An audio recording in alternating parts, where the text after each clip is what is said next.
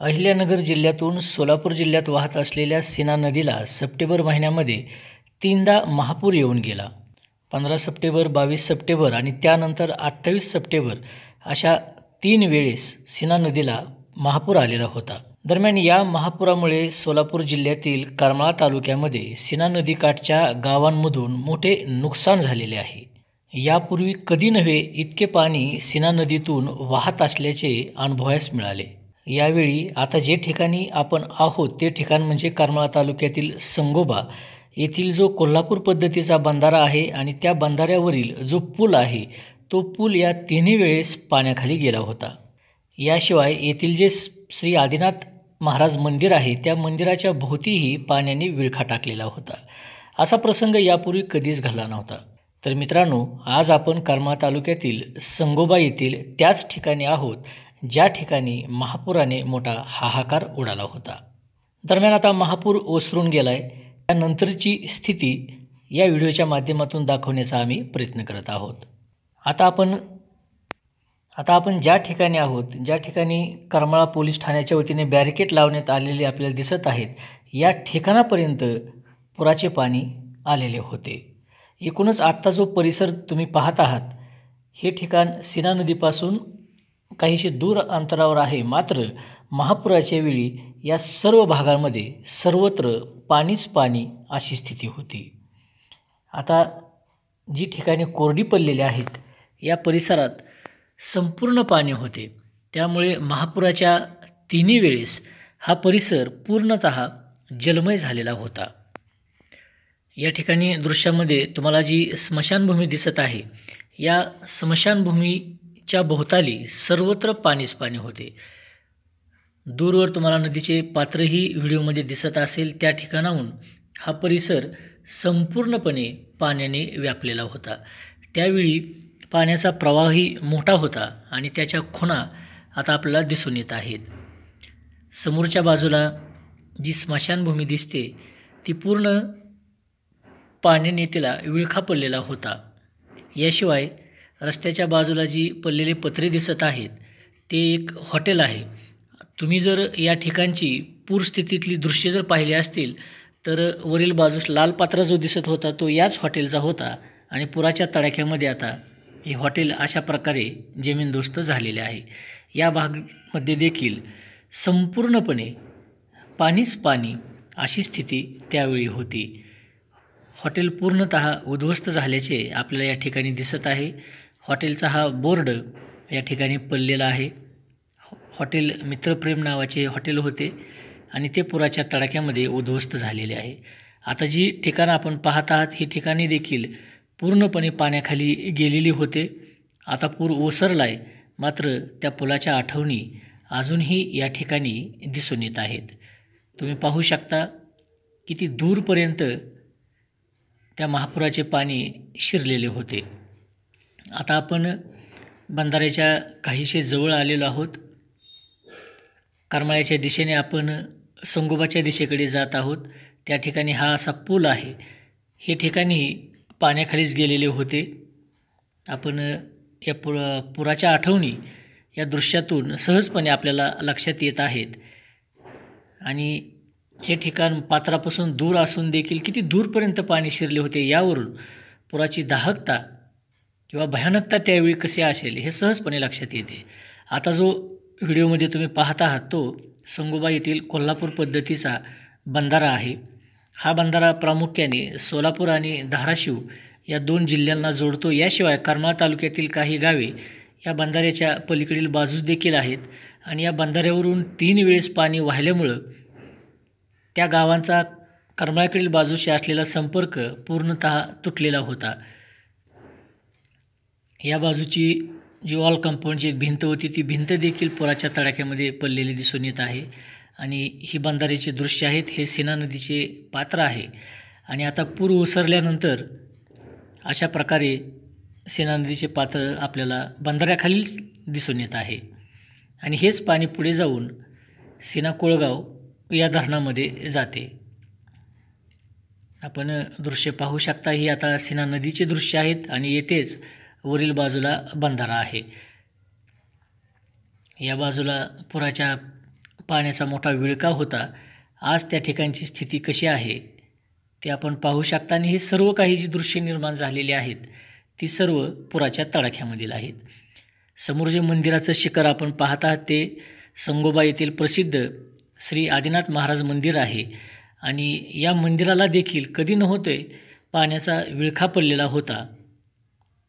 आपण पाहू शकता पाणी कशा प्रकारे या तटबंदीला सर्वत्र पाण्याने वेढा दिलेला होता. आणि त्या ठिकाणी जो कट्टा दिसतोय संगोबा मंदिरामध्ये पुराच्या पाण्यापासून वाचण्यासाठी आश्रयासाठी गेलेले तब्बल 90 नागरिक मंदिरामध्येच अडकून पडले होते. आणि ते त्या कट्ट्यावर येऊन उभं राहिल्याची दृश्य आपण यापूर्वी पाहिलेली आहेत. ही पुराच्या पाण्यामुळे झालेली परिसराची हानी, या ठिकाणची माती पूर्णतः वाहून गेलेली आहे आपण पाहू शकता. आणि यावरून आपल्या लक्षात येऊ शकते की पुराचा तडाखा किती मोठा होता. ही दृश्ये आता पूर ओसरल्यानंतरची आहेत. पुराची दृश्येही आपण यापूर्वी पाहिली आहेत. काहींनी या पुराचा अनुभवही देखील घेतलेला आहे. आज पूर जरी ओसरला असला तरी पुराने दिलेल्या जो तडाखा होता त्याच्या ज्या आठवणी आहेत त्या मात्र आता कायमच राहणार आहेत. आणि हा जो कट्टा आहे या कट्टाला पाणी पूर्ण लागले होते. बंधाऱ्याकडील बाजू आपण पाहू शकता. याच बंधाऱ्यावरील मार्ग पुरामुळे रोखला गेला होता. पुलावरील वाहतूक पुराच्या पाण्यामुळे पूर्णतः बंद होती. आणि आता जनजीवन हळूहळू सुरळीत होत आहे असे चित्र या ठिकाणी दिसून येत आहे. आणि हा संगोबा बंधारा तालुक्यातील प्रमुख आणि मोठ्या बंधाऱ्यापैकी एक असणारा हा बंधारा आहे. सीना नदीवरील संगोबा येथील हा बंधारा. आणि या बंधाऱ्यावरूनच पूल आहे आणि त्यावरून वाहतूक चालू असते. अतिशय महत्त्वाचा असा मार्ग आहे हा. आणि हाच पूल 3 वेळा पाण्याखाली गेलेला होता. आता पूर ओसरल्यानंतरची ही दृश्य आहेत. मात्र पुलाच्या आठवणी अजून या ठिकाणीही सहजपणे लक्षात येत आहेत. आपण ती दृश्ये पाहू शकता कशा प्रकारे हा बंधारा आहे. हा बंधारा करमाळा तालुक्यासाठी याशिवाय धाराशिव जिल्ह्यातील काही गावांसाठी अतिशय महत्त्वाचा असा हा मार्ग आहे. आणि हे बंधाऱ्यामधील पाणी हा संपूर्ण परिसर हा जलमय होता. या ठिकाणी ज्यावेळी 28 सप्टेंबरला जो महापूर आला त्या महापुरावेळी नेमका बंधारा कोठे आहे आणि नदीपात्र कोठे आहे हे देखील लक्षात येत नव्हते. इतके पाणी या ठिकाणी साचलेले होते. आणि हा पाण्याचा प्रवाह मंदिराभोवती देखील आलेला होता. मंदिराचा जो खालील बाजूचा कट्टा दिसतोय त्या कट्ट्याच्या बरोबरीने पाणी या ठिकाणी होते. म्हणजे कमरेपेक्षा जास्त उंचीचे पाणी या ठिकाणी होते. आणि मंदिरात अडकलेले नागरिक याच कट्ट्यावर उभा राहून मदतीसाठी आवाहन करतानाही आपण ती दृश्य पाहिली होती. हा संपूर्ण परिसर हा जलमय झालेला होता. येथील प्रसिद्ध श्री आदिनाथ महाराज मंदिराची ही तटबंदी आहे. भक्कम अशी तटबंदी. मात्र यापूर्वी कधीच आले नव्हते इतके पाणी या महापुराच्या वेळी येथील नागरिकांनी भाविकांनी अनुभवलेले आहे. खरे तर मंदिरात कधीही पाणी येत नाही, पाणी येणार नाही या अनुभवावरूनच परिसरातील नागरिक आश्रयासाठी मंदिरामध्ये थांबले होते.